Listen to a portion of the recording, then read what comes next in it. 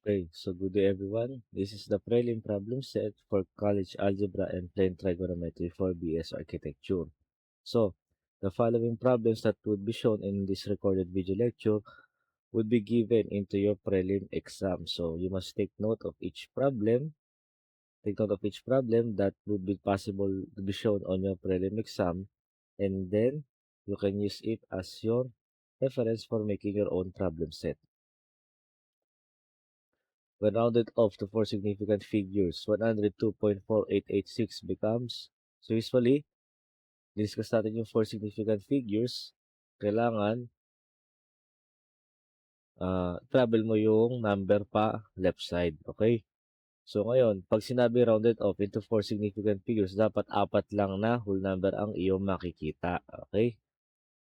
Ngayon, pag round off mo, dapat apat, then yung pinakamalapit, which is yung 4. So, for significant figures, since si number 4 ang matitira, round, round off mo yun, yung 4. Kasi 8 ang katabi niya, which gives you the answer, 2.5, that is letter D. Which of the following statement is correct?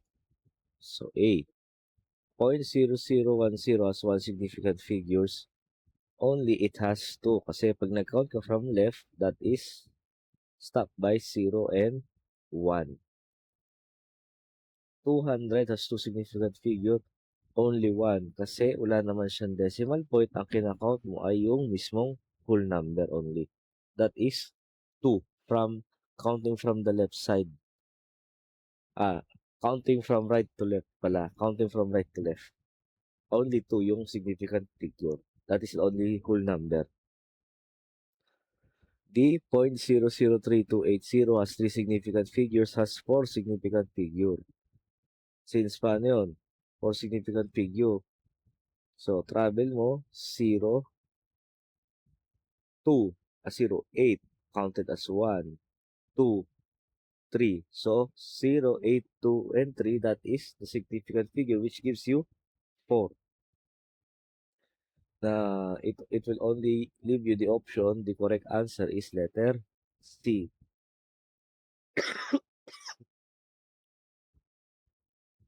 100 has 5 significant figures. Tama naman. Bilangin mo. 1, 2, 3, 4, 5. Answer is letter C. Pag sinabi mo significant digit is ano yung number na malapit sa decimal point. That is number 2, which gives you the letter C. In a morning walk, 3 persons step up together. Their steps measure 75 cm, 80 cm, and 90 cm respectively. What is the minimum and minimum distance it should walk so it can cover the same distance in complete step? So, magkaiba ang minimum sa maximum.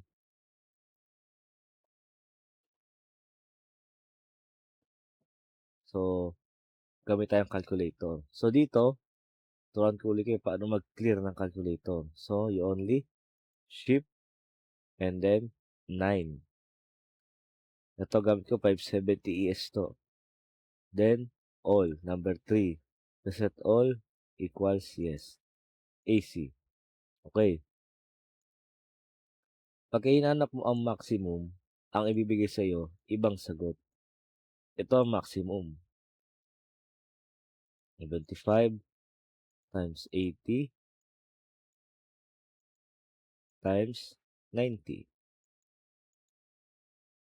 Yan yung maximum. Ang maximum mo ay letter D.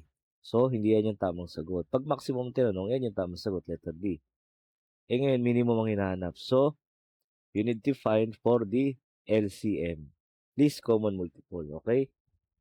So, I hope tanda na yung iba kung ano yung least common multiple, kung ano yung magkakaparehas na number with raised to power, if either 2, raised to 3, or raised to 4. Yan yung gagamitin mo. Okay? So, the LCM of 2 raised to 4 times 3 raised to 2 times 5 raised to 2 is 3,600 cm, which gives you the answer letter A.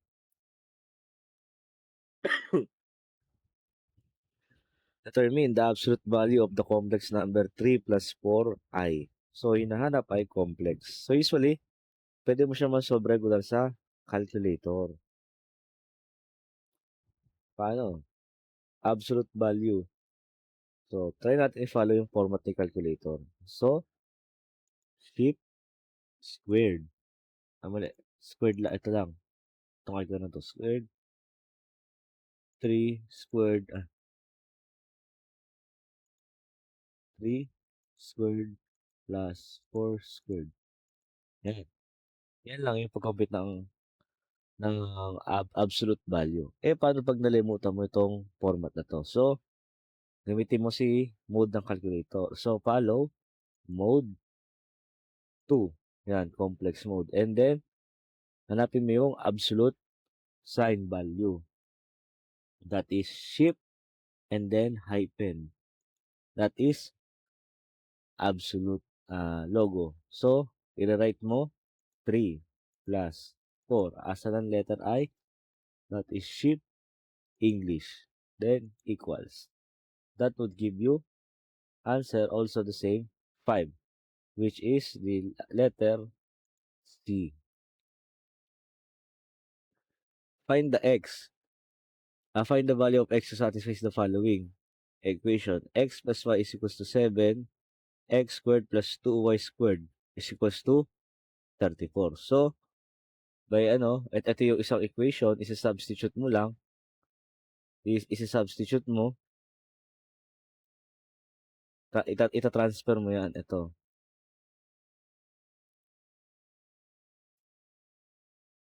Ito.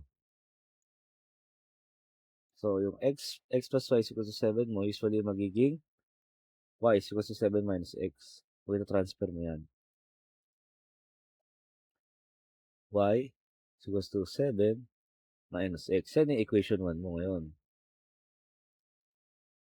Then, kung ito yung y, pwede mo isalpak yan dito. 7 minus x squared. So, yan ay isang mong equation mo. Paano mo malalaman na 34 ang sagot? Shift solve mo yung i-shift solve mo yung mismong equation. So, paano yun? Calculator. Balik uli natin. So, shift 9 clear 3 equals easy. Okay. Follow natin yan. Alpha x squared plus 2 7 minus alpha x raised to 2 is equals to 34. Shift solve. Shift solve. So, hindi alam sa sagot niya ay number 4. Paano pag walang shift solve yung calculus mo? So, ganito gagawin natin. Tanggalin mo yung 34. Shift solve mo. Solve for x. Ito yung x mo. A is equals to 3, B is equals to 4, C is equals to 2, D is equals to 5. Kailangan mong mahanap sa mga choices na kung sino makapagpalabas ng number 34. So, we try 3.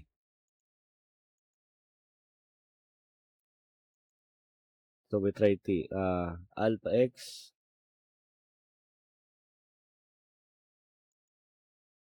So, wait lang. Gawin natin ganito. So, pag nabuo mo na equation na yan, pwede, kung wala ka shift solve, ilagay mo yung mga choices dun sa x. So, for example, 3 ang napusuan mo. 3 squared plus 2, 7 minus 3 squared. Dapat 34 ang lalabas. 41 ang lumabas. So, hindi yan yung tamang sagot. Pag ito ang ginamit mo,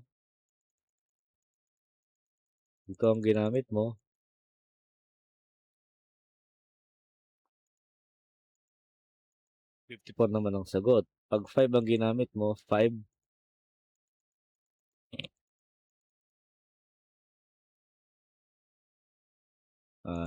7 minus 5 33. 'Pag 4 ang ginamit mo ngayon, 4,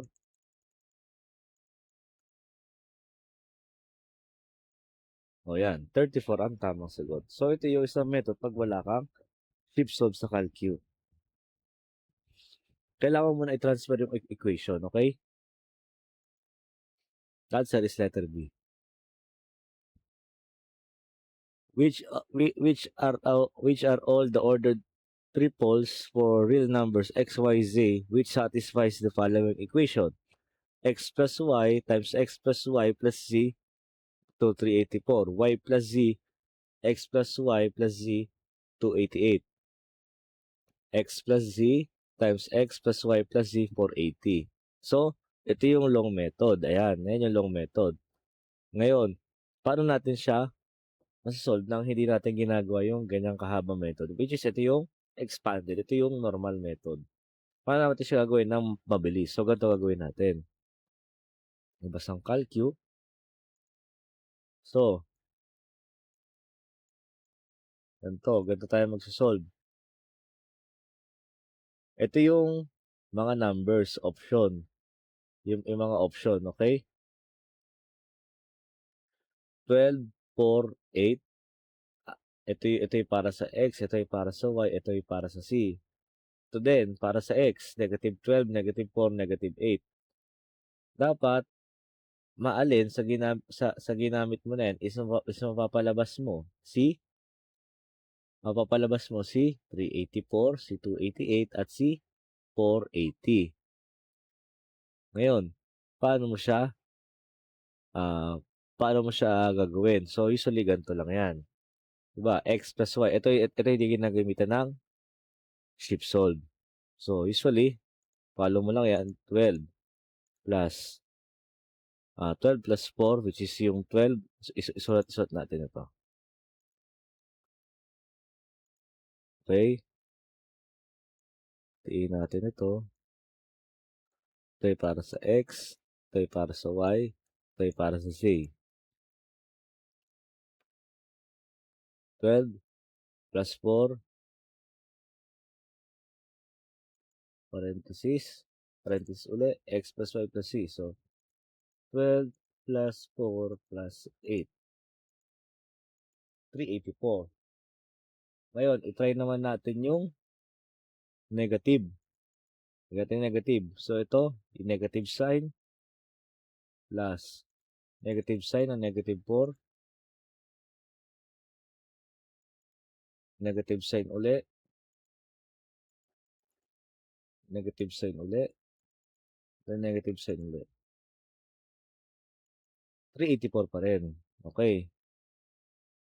Yung pangalawang format naman,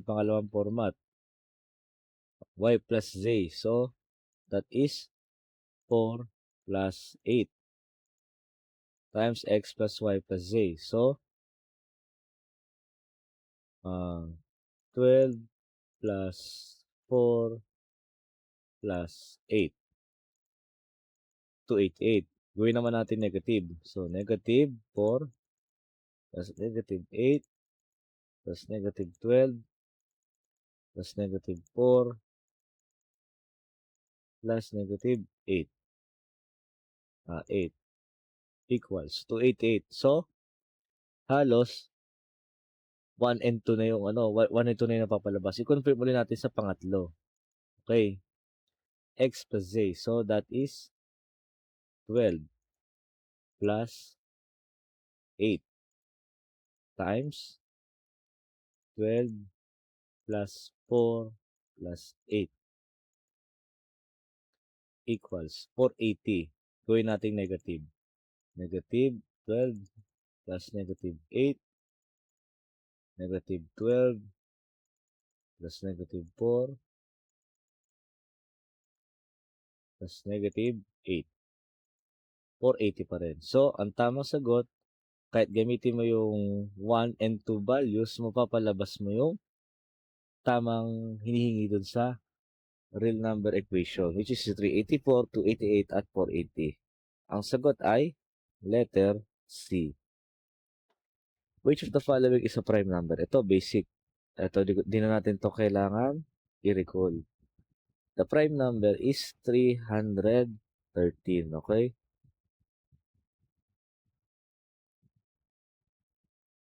Letter D. Solve the value of x raised to 2 over 3 plus x minus x raised to negative 2 over 3 is equal to 17 over 4. So ngayon, hahanapin mo yung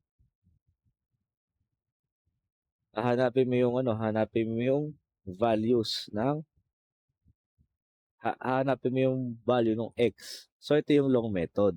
Ayan. Ito yung long method natin. You can do this both equation, but it would take a long time for you to solve it. So, i-calculate natin. Okay. Una, by shift solve. So, shift solve natin. Alpha x raised to 2 over 3.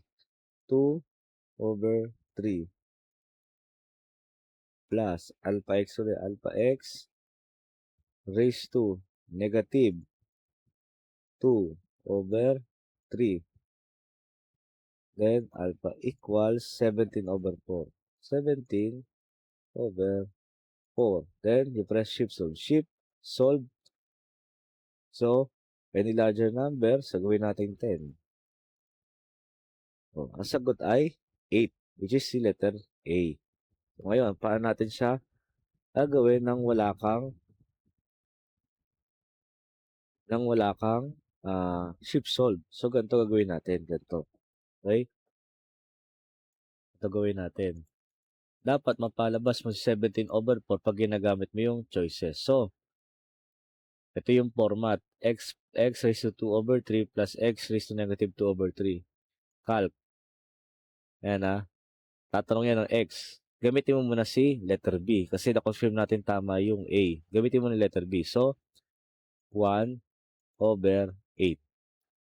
Dapat 17 over 4 lalabas sa kanya.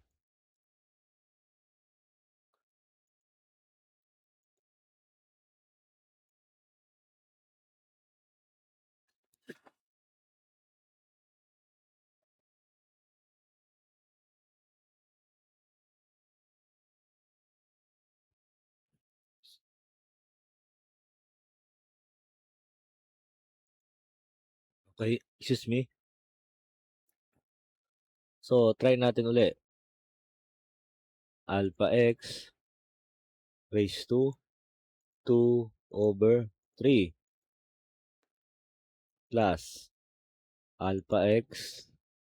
Kumali. Dito na pala. Wait lang. Plus alpha x raised alpha x raised to fraction negative 2 over 3. Calc natin, magtatanong ng x yan. Sabihin natin, gawin natin siya negative 8. Wait lang.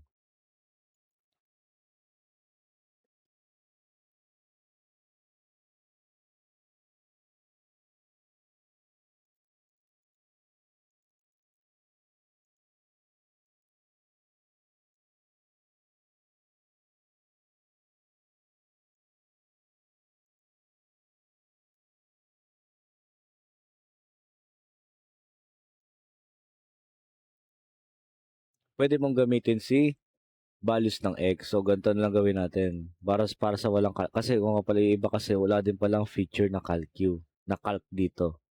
So, gawin natin, ito, palitan natin ng 1 over 8. So, close parenthesis natin, ito ay 1 over 8. Dito rin, 1 over 8 din dito.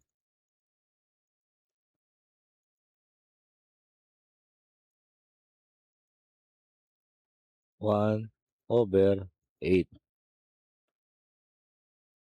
17 over 4. So, ibig sabihin, pwede rin si letter B. Gawin natin negative 8. Okay. Gawin natin siya negative 8. Negative 8. Dito rin, negative 8 din dito. Negative 8. 17/4 din. Okay. Ibig sabihin, either kung 8 ang gamitin mo, 1/8 at -8, ang ilalabas sa iyong sagot is 17/4 lang. Which gives you the option only, letter D. Okay? That is all of the above. Terms. Two or more equations are equal if and only if they have the same A. Solution set. Solve for x. Square root of x plus square root of x minus square root of 1 minus x is equals to 1. So, paano natin gagawin yan? So, ganito. Calculator na natin yan. On square root of alpha x plus, nasa labas yan ha. So, move. Ito, tignan nyo mabuti. Square root of alpha x. Move palabas plus square root of alpha x nakapaloob na minus square root uli 1 minus alpha x nakalabas alpha equals 1. Shift solve. Ang hinahanap niya ay naghahanap siya ng value of x. So shift solve mo na yan. So pinakamalaking number sa kanila 16, 22, 25. So usually si letter D. So doon ka mag-set ng value. 22/25 equals. So 0.64 ang sagot nila, which is 16/25. So yan ha, ganyan kadali pagka meron kayong shift solve. Paano naman pagka wala? So ganito gawin natin. Tanggalin mo yung equals, then calc. Tatanong yan, x. Gawin natin 13/25. 13/25. So math error na. Math error ang lalabasan. So ibig sabihin hindi yun yung tamang sagot. Okay? So lagay mo lang yung mga values ng x choices. Ito kasi ay possible values ng x. So, i-substitute mo lang doon sa x para makuha mo yung tamang sagot. So, pag kinalk mo naman yan, over 25, 1 ang lalabas. Pagka 22 over 25, 1.66. So, hindi siya yung tamang sagot. Pag B ang ginamit mo, calc 17 over 25, 1.16. So, ang tamang sagot lang is letter C. Which of the following statement is not correct? A, B, C, or D. So, this is a formula term. Okay? So, answer is letter C. So, ito usually nasa index card nyo to. Letter C. The equation whose roots are twice the roots of equation x squared minus 3x plus 3 is equals to 0. So, paano natin gagawin yan? So, ito yung usually na solving. Okay? Paano pagka nalimutan mo? So, gumamit tayo ng calcu. So, you have, ito yung equation. X squared minus 3x plus 3. So, you go to mode 5, 3. Then, i-check mo yung values niya. So, dito, kung ito yung gagamitin natin, i-transfer natin siya sa mga number. So, dito, sa x squared minus 2 minus 3, dito, sa x squared minus 2 minus 3, meron kang x squared minus 3x plus 3. X mo ay 1. May number ka dito, negative 3. Meron ka dito positive 3. Okay. So, balik tayo sa calculator natin. Input natin yan. 1, negative 3, and then positive 3. Negative 3, positive, only 3. That is positive. Equals 3/3/2 plus square root of 3/2 ay yung isa positive, negative. So, yan yung twice the root. So, ibig sabihin dapat doble. Doble ang makukuha mo dyan, doble. Okay? Kung nakuha mo na yung doble na yan, isa-isa yung equation. So, ito rin, giyahin mo yung giyahin mo yung kailangan mong mahanap yung doble nito. So, times 2 mo lang to. Naka times 2. So, twice the roots. Kasi twice the roots ang sinabi. So, usually, it is a multiplication. Try natin gamitin si letter A. So yan. So, 1, negative 3. So, negative 3 na yan. 6 ang gamitin natin. 3 squared plus 15. So, hindi siya po pwede. Hindi na kagad pwede. Gamitin natin si C. X squared, 1, negative 4x, that is negative 4. Then, 8 equals 2 plus 2 ay hindi na rin po pwede. Tsaka parehas. Gamitin natin si letter D. 1, negative 8, negative 8, positive 6. Equals 4 plus square root of 10, 4 minus square root of 10. Hindi na rin siya po pwede. That would only leave you the option for letter B. X squared. So, 1, negative 6,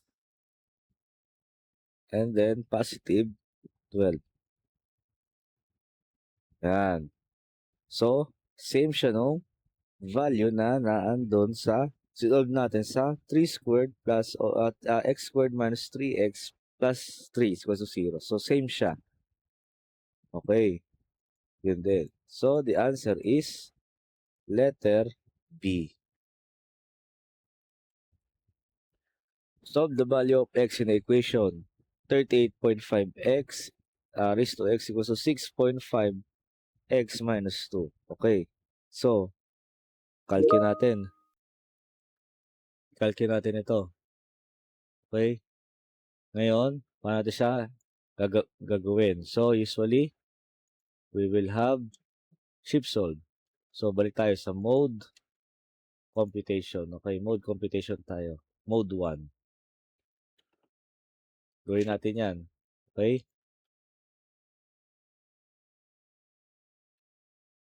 So, 38.5 raised to alpha x. Alpha equals 6.5 raised to alpha x minus 2. Shift solve. Hanapin mo yung pinakamataas na value dito sa choices mo. So, usually, use 3.8. Bibigay sa'yo, hintayin mo lang, negative 2.1. So, that is the answer. Paano naman pag wala kang calculator? Okay, so, paano natin i-check na yan yung tamang yan yung tamang sagot. Ito, wala kang calculator, 38.5 raised to alpha x. Palabasin mo dapat pare sila ng sagot kasi sila ay equal lang. So, gamitin natin yung tamang sagot which is negative 2.1. Calc negative 2.10. Lalabas 4 so capture nito 4.6830. 4.6830. Capture 4.8632. 4.6830 times 10 raised to negative 4. Pagka ginawa naman natin is 6.5. 6.5 raised to alpha x minus 2. Calc natin. 2.1 pa rin. Tama ba? 4.645. Yung isa ay 38.5. 38.5. Okay, wait lang. 38.5.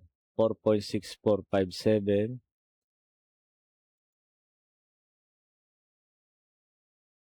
So, halos magkakalapit lang sila. Paano siya nagkakaiba? So, usually ganito lang siya. This is a common error. Okay? Alam mo sa mismong equation is dapat parehas lang sila ng sagot. But usually, nag-iiba sila by the law of exponents. Okay? So, basically, it is a different type of operation. Kung parehas na naka-raise to x, walang operation dito na negative 2, magagawa mo to, yung calc na pipiliin mo yung mga choices. But, if the operation no exponent yung exponent ay may kasamang operation, hindi mo siya pwedeng gawin na magkaparehas. Okay? So, ito yung baka mga common error na pwede nyo maisip sa exam. So, usually pag ganito, shift solve lang yan. Okay? Or simply, kung i-expound mo, gagamit ka ng law of exponent, papababain mo yan. Okay? So, basically, ang answer natin pag shift solve ay A, negative 2.10.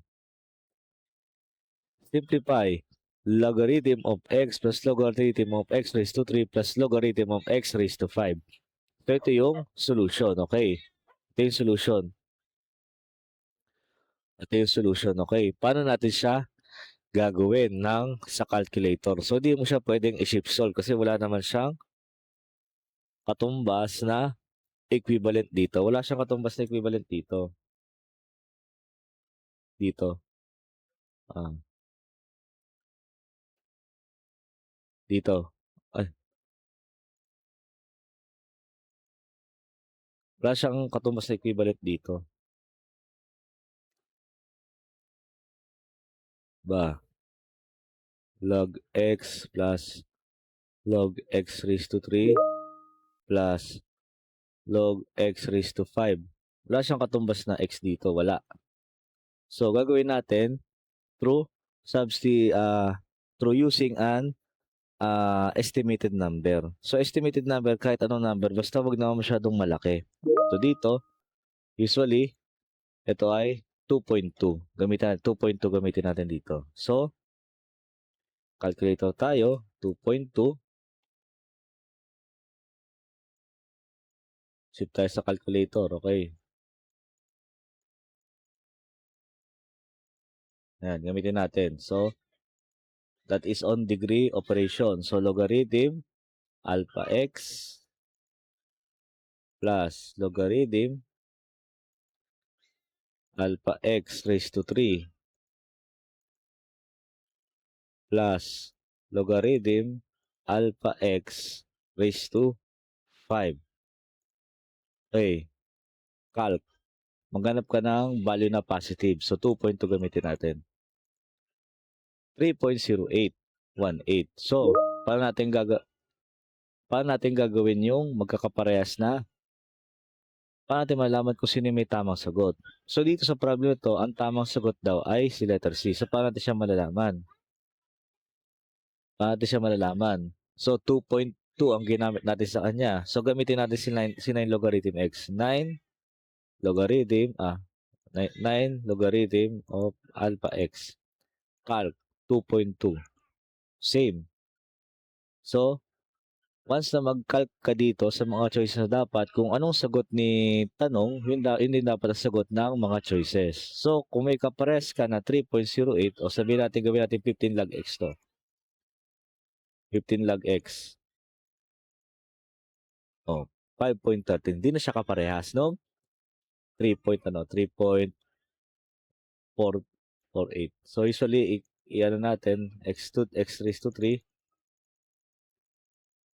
x raised to 5. So, usually, ito ay hindi error to 3.08 3.48 error to. So mali ito ng ginamit. So calc 2.2 3.08 gamitin natin si 9 logarithm x alpha x calc 2.2 no, same pa rin 3.08 pa rin. So the answer is letter C. Pa-disregard na itong 3.40 dito. Hindi ko kasi na-delete na.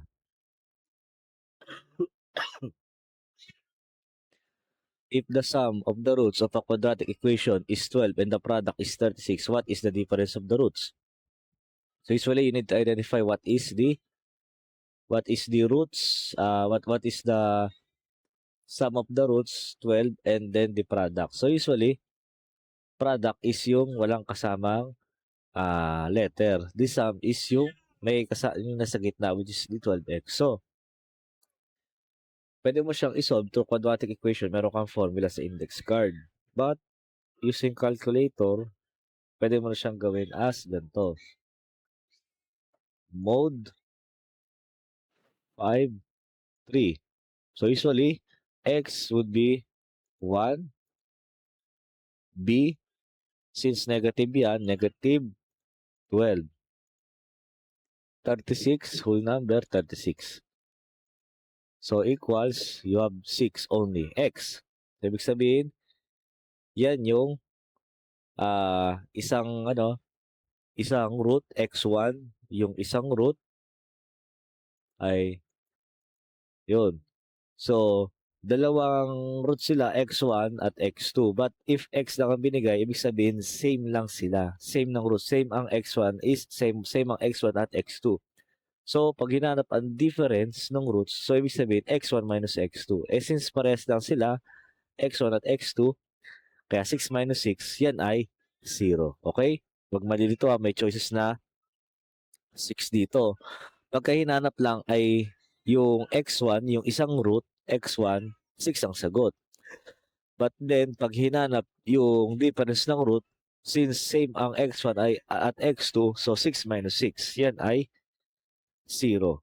Which gives you the answer letter B. What is the logarithm of a negative number? So this is term, walang logarithm, negative number, that is a complex answer, which gives you the answer letter D. Solve the value of x raised to negative 1 minus 9x raised to negative 32 plus 8 is equals to 0. Okay. Paano natin gagawin yon? So usually, pinaka-short method ang gagawin natin. Okay? Short method na. Which is the shift solve. So balik ulit tayo. Mode 1. Ilagay lang natin to sa format ni calculator. Alpha x raised to negative 1 minus 9 alpha x raised to negative raised to negative dito negative 3 over 2 mali dito yan sa baba plus 8 alpha equals 0. So shift solve, hanapin daw si x. So pinakamalaking value dito is 8. So gamitin mo si 8. Yan. Ang ibibigay sa yung answer is somehow 1. So usually 1 ang ibibigay sa yung sagot, pero wala naman choice sa 1. So ang usually na magkakaroon ka ng encounter problem dito sa mismong sa mismong error na to, kung gagamitin mo yan, magbigay ka pa ng ibang number. So sabihin natin, gawin natin 20. 1 pa rin. So usually, 1 ang binibigay sa yung value. Paano naman pagka nag-substitute ka naman ng value sa x? Ito rin gagawin natin manual method. Isasalpak natin lahat ng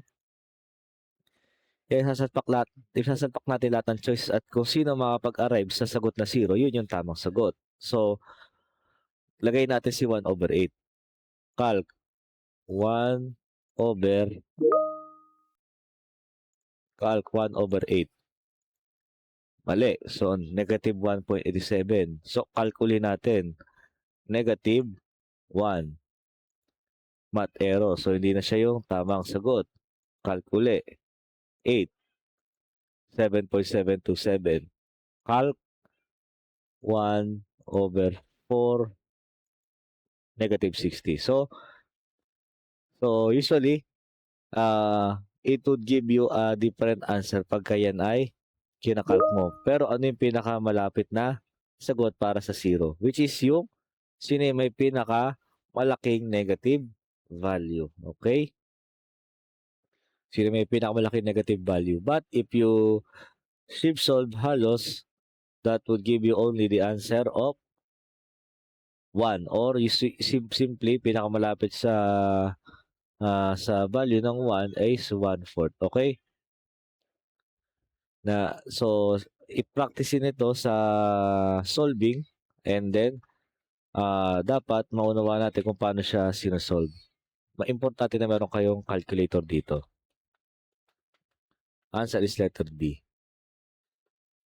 Solve the value of x 1.4 is equals to 0.0613 over x raised to 1.12. So, calculator na natin yan.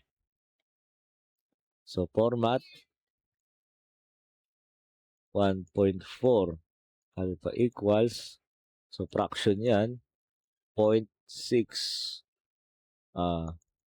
0.0613 over alpha x raised to mali. Wala pala akong parenthesis. Isarado na. Isarado raised to 1.12. Shift solve. Yun. 0.0453. 0.0453. So, usually, pag ganito, kung sino yung pinaka malapit na number. 0.112, 0.112, 0.0613.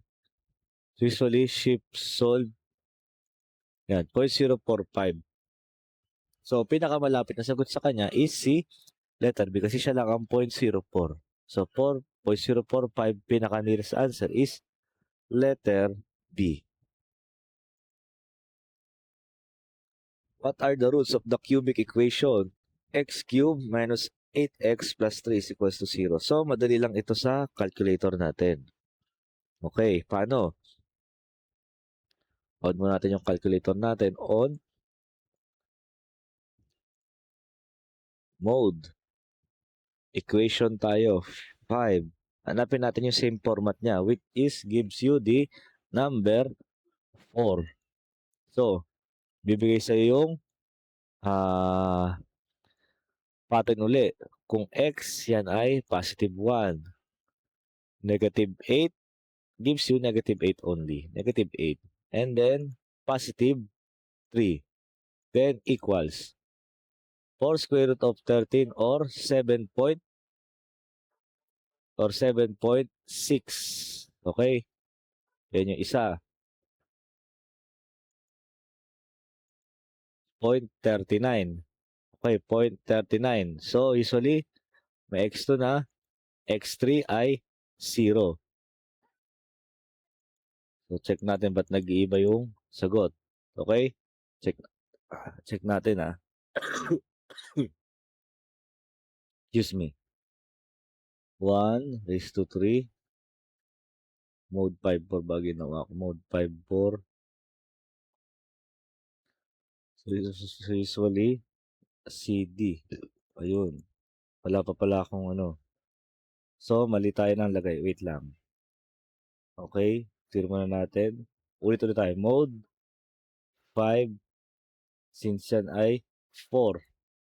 Ngayon, lagay natin si x raised to 3. Siya yung sa A. Yan ay 1. Kasi positive x. Then, sunod. Wala tayong naka-squared. So, we leave it blank. 0. C, meron tayo. Yun yung cx, negative 8x. That is negative 8. For D, that is a whole number. That is 3. Then, equals. So, sagot natin, x is x is negative 3. x2, 2.61. x3, 0.38. Okay? So, usually, is a different sign convention. -3 or +3, 2.61 or -2.62, or 61 or negative, and then 0.38 or -0.382. So, by using your calculator, the correct answer is letter B. What is the discriminant of the equation 4x squared minus 8x plus 5 is equals to 0? So usually, this is a formula using discriminant is b squared minus 4ac. So you identify the values for each quadratic equation number. So substitute lang for b squared minus 4ac, that would give you the answer -16. That is letter B. Which of the following best describe 8 plus 0 8 plus 0 imaginary? That is a real number. Kasi pagka pinag-plus mo yan, 8 plus 0 ay, gagawin natin yan. Ang real number ay whole number lang. So, 8, wait, ulitin natin. 8, so mode, ulit natin mode 1. 8 plus 0 ay shift English. Shift English. So, usually di natin makuha. So, gawin natin siyang mode. And then, 2 complex. 8 plus 0 shift I. That is a whole number, which is a real number, which gives you the answer letter B, real number. 1 root of the equation 5x squared plus 13x plus m is equals to 0 is the reciprocal of the other m equals. So, usually, this is a quadratic equation. Ngayon, hahanapin mo yung reciprocal ng roots. So, ibig sabihin, ito lang yung format niya. So, x1, x2, c over a. So, ito ay nasa index niya to. So, usually, you use the quadratic equation, b squared minus 4ac, then transfer it into your index card formula, then substitute it directly to your given problem, which gives you the m is equals to 5. So, ito yung dito hindi ko na siya kinalculator technique kasi ito ay formula based naman. May index card naman kayo. Which of the following is the complete factor of x raised to 4 plus 5x squared minus 36? Usually, same lang din siya nung ginawa natin kanina. May same method by factoring out. But the shortcut method is magbibigay ka ng value na gusto mo. Sabihin natin, ang value na gusto natin ay 4.5 based sa problem. So, i-write natin yan. Alpha x raised to 4 plus 5 alpha x raised to 2 minus 36. Then, it will ask you calc. Sabihin natin, gamitin natin yung 4.5. 4.5. 475.3125. Ngayon, hanapin natin dyan sa problem as a choices kung sino yung magbibigay ng same na sagot na 475.3125 gamit yung 4.5 na choice na assume number natin. So, gamitin natin si x plus 4, yung A, option A. So, 475.3125 ang sagot doon sa 4.5 na ginamit natin na number. So, gamitin natin si A. Alpha x plus 4, alpha x plus 5. Calc 4.5, magkaibang sagot. Si C, gamitin natin si C. At ito squared minus 4. Minus 4x plus 3. Calc 4.5, 975 over 8, 121.875. So, hindi rin yan yung tamang sagot. So, gamitin natin si letter B. X minus 2. Then, x plus 2. Then, alpha x squared plus 9. Calc 4.5. Yun, same ng sagot. Or 75.3125. Hindi mo na kailangan mag-factorization, calc lang, or just simply substituting your arbitrary number o yung chosen number mo. Pwede yan maging 6, pwede yan maging 7, pwede maging 6, pwede maging 7, or any number na gusto mo. Basta wag lang 3-digit number. Laging 2 or somehow with decimal point. So, same answer for letter B. That would be the correct answer. Then, what is the remainder for x raised to 4 minus 10x squared minus 9x minus 20 by x is negative 4. So, madali lang ito. Kasi ang remainder mo x negative 4. So, usually, you transfer it. Kung x is equals to negative 4, that would be x is equals to 4, 0. 4 is equals to 0. Wait lang, mali.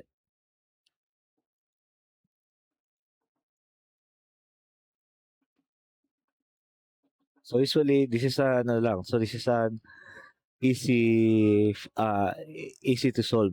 So, usually, substitute lang ito. So, using calculator.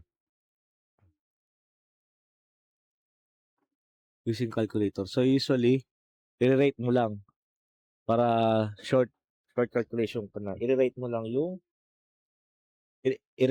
equation. So, you have alpha x raised to 4 minus 10 alpha x squared minus 9 alpha x minus 20. Then, you calc. Ang remainder mo ay negative x negative 4 but you transfer it, yun ay positive 4. Kasi yan ay simple remainder theorem lang. So, you use 4 equals. So, that would give you the answer 40. Okay? Excuse me. Answer is 40. So, this ends our prelim problem set. Pag may tanong or may inquiry, mag-message lang sa Teams or message lang sa Messenger group. So, this is our problem set. So, take note yung mga take note yung mga following problems. Then, I will give the presentation also. Then, start na gumawa ng problem set. Pag may tanong, mag-message lang sa akin. Thank you.